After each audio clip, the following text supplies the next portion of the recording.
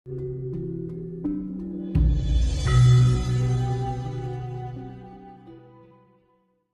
melaksanakan, menyebarkan itu adalah Ngaji Roso. Sampai waktu itu saya ceritakan bahwa Bung Karno itu masih aktif hidup tapi berbentuk sukma, dan saksi-saksinya masih banyak gitulah. Tentang Bung Karno sendiri sebenarnya Bung Karno itu ya hanya satu. Aslinya adalah putranya Mendiang Pakubuwono ke-10 dari Keraton Jogja. Beliau itu seorang raja yang kaya raya di Asia Tenggara ini. Harta kekayaannya disebar di Sumatera, di Manado, di timur segala macam. Untuk apa? Untuk berontak melawan penjajah pada waktu itu. Nah, tapi karena beliau itu adalah tahu bahwa masih jauh memperjuangkan kemerdekaan bangsa ini, dan tahu bahwa anaknya ketika masih kecil itu besok adalah ketetesan benih satria yang bagus, dititipkanlah ke kakek saya di Blitar sana, di desanya desa Sanan Wetan. Sanan Wetan, kota Blitar, itu rumahnya kakek saya yang Raden Kartowibowo. Jadi beliau belajar gamelan, belajar nembang, belajar menari, belajar menulis itu ada di sana. Dan kakek saya itu rumahnya gede kayak keraton gitu. Rumah dulu itu pendoponya ada kupingannya, kupingan kanan dan kupingan kiri gitu. Fungsinya kupingan itu adalah bibliotek, tempat perpustakaan. Jadi Bung Karno itu mulai kecil kesenangannya membaca saja, membaca terus. Bahkan foto-fotonya waktu kecil lengkap di rumah kakek itu. Ada ya? Iya. Di saya pun masih ada foto-foto waktu kecil, saya masih nyimpan.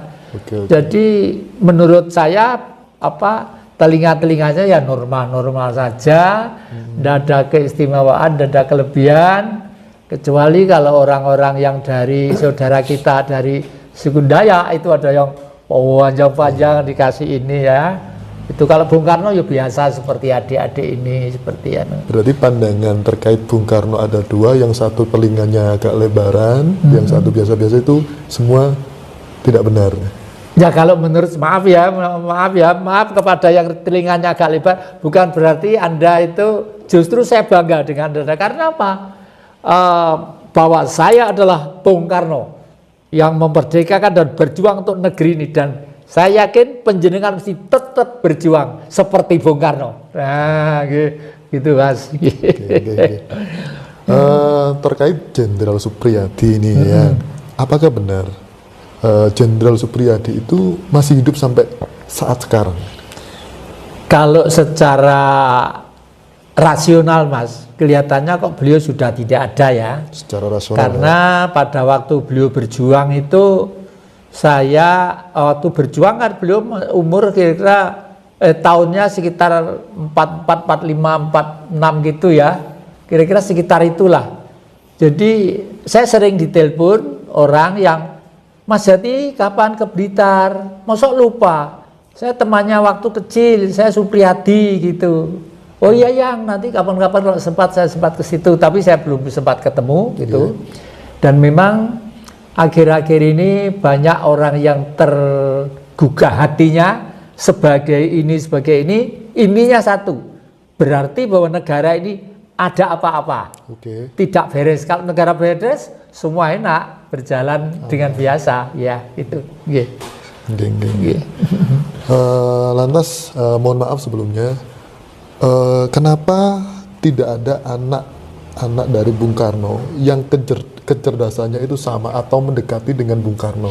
Tanggapan Eyang Jati seperti apa terkait hal ini? Ini titipan pertanyaan dari teman-teman. Iya, itu sudah umum Mas sebenarnya. Ya maaf, ini kesempatan yang baik juga ya. Jadi Mbak Megawati Soekarno Putri, putra keduanya, terus terang aja pernah saya peralat. Istilahnya saya peralat ya. Pendiri, meskipun saya sudah tua, sudah tidak berpartai ya, saya tidak memiliki partai ya. Waktu itu di Indonesia itu ada 3 partai, P3, Golkar, PDI. Nah, waktu itu untuk menjatuhkan kekuasaan Orde Baru, siapa yang berani ngelawan? Beliau itu tentara punya, duit punya, pasukan punya, kekuasaan jelas punya. Untuk melawan apa? Jadi sekuat-kuatnya, sepinter-pinternya Jatikusumo ngomong, pasti masih tetap wibawa putranya Bung Karno. Nah, kenapa kok tidak saya milih Mas Guntur yang barep ya? Karena Mas Guntur itu saya kasihan, beliau itu adalah ya dicintai Bung Karno, sama Bung Karno tidak pernah pilih kasih kepada putra-putranya itu. Tapi saya milih Mbak Mega itu karena semangat wanita di Republik ini harus bangkit.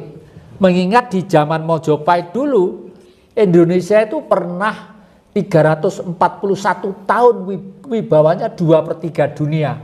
Itu karena kekuasaan Tribuana Tunggadewi. Jadi wanita saya dorong untuk maju, dan saya minta kekuatan dari Ibu Ratu Mas Laut Selatan, terus terang aja itu. Lalu timbullah KLB di Surabaya, ya. Baru gegap gempita. Dan untuk menjadikan Mbak Mega itu bukan kok dari ngomongan saja waktu itu. Saya keliling Indonesia dulu. Ya, untuk apa? Untuk menemui cabang-cabang partai, semua saya suruh memilih Ibu Megawati Soekarno Putri. Ya. Terjadilah KLB di Surabaya, ya. KLB di Surabaya, terus waktu itu ternyata kelanjutan langsung jadilah. Jadi saya mohon maaf pada Bu Mega juga, pada Mbak Mega, manggilnya Mbak ya. Saya terpaksa saya peralat untuk menurunkan Orde Baru. Kalau partai itu yang mendirikan saya. Waktu itu P3, Golkar, PDI. Untuk itu saya membuat partai, akte notarisnya masih saya simpen, yaitu PDIP. Itu akte notaris. Saya simpen, dan saksinya yang saya ajak ke notaris masih hidup semua itu. Masih hidup semua. Nah, dan kemarin itu teman-teman dari Surabaya menelpon saya, Mas Jati, ayo kumpul lagi, promek loh. Kalau kumpul untuk apa? Itu saya bilang gitu. Untuk apa? Loh, bangsa sudah gini. Iya Mas, situasinya sudah lain ya. Terus terang saja saya tidak tarik terhadap pemilu. Kenapa? Berkali-kali pemilu hasilnya hanya mengirim orang ke Senayan untuk supaya sugih, supaya kokoh dan mempertahankan peraturan peninggalan penjajah.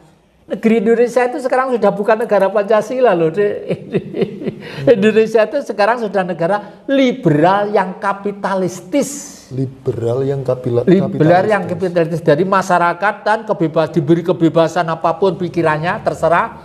Mau mendirikan kadrun kayak mau mendirikan anti Pancasila diberi hak. Tidak benar itu. Negara harus tegas, harus gagah gitu. Harus tegas. Ya? Harus tegas. Jumlah mereka itu berapa? Sak pucuk jari, musuh 360 juta orang. Masa kalah dengan mereka?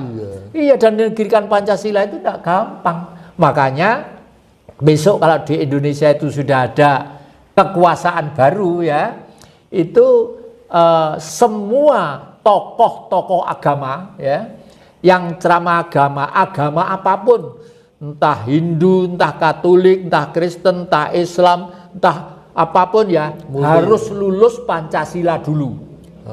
Harus lulus Pancasila dulu. Lah ngomong anti negara Pancasila kan dibiarkan hidup. Sama dengan adik punya kanker dibiarkan lama-lama ya penuh. Menjalar ya. Gitu. Dan ternyata Bung Karno sebenarnya sangat gandrung dengan sejarah. Oleh karena itu cita-cita Bung Karno itu adalah terwujudnya Majapahit yang kedua. Dan Bung Karno sudah memulai ya. Dan kebetulan kok saya itu punya anak angkat dari Selandia Baru, namanya Ducan Braham. Datang ke sini dari Selandia Baru, New Zealand datang ke sini, membuat buku diberikan kepada saya yang Mojopahit kedua harus bangkit kembali. Ini buku karangan beliau. Dari New Zealand aja mengarang. Dari New Zealand datang ke sini, dan kemarin Mas, dari Jogja ada 2 orang.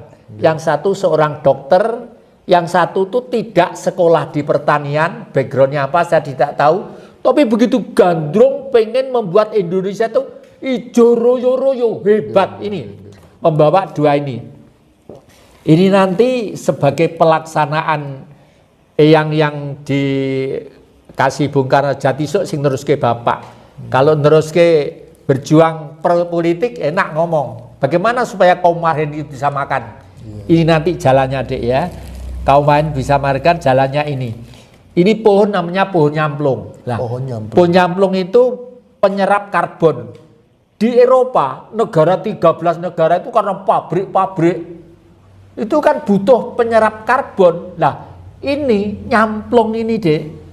Nyamplung ini kalau tak buahnya dibuat atau ditanam di tempat-tempat itu udah menyerap karbon. Berarti dia memperbaiki udara. Memperbaiki udara yang dibutuhkan orang Eropa. Dan beliau punya lahan ini ratusan hektar di Gunung Kidul, di Jogja Kidul sana, ratusan hektar. Itu ya. Makanya nanti siapa saja termasuk adik-adik, tapi jangan ini dulu karena ini nanti mau saya tanam di kebun saya. Nanti khusus adik-adik dengan saya pergi ke Jogja ya, sambil bawa bila perlu bawa pickup apa piye yang bisa ditanam pada desa dia. Nah, lalu manfaatnya apa ini? Satu pohon ini sekitar 2,5 sampai 5 tahun sudah menghasilkan. Pohonnya nanti gedenya itu kira-kira segini gedenya itu. Lingkarnya ya. Lingkarnya ya. Satu pohon Dek, hasilnya nyamplung itu nanti itu jutaan Dek. Jutaan. Bisa sampai 2,5 sampai 5 juta rupiah per pohon. Setiap tahun apa setiap 5 bulan enggak ngerti kalau sudah gede loh ya. Sudah gede. Dan beliau sanggup membeli hasilnya ini. Oke. Itu ya. Luar biasa ya. Anehnya beliau itu bergabung dengan seorang dokter loh. Saya kemarin juga wawancara loh Mas. Anda itu seorang dokter tertarik di bidang pertanian. Nggak tahu yang ini saya itu makanya oleh leluhur itu suruh datang ke sini tuh suruh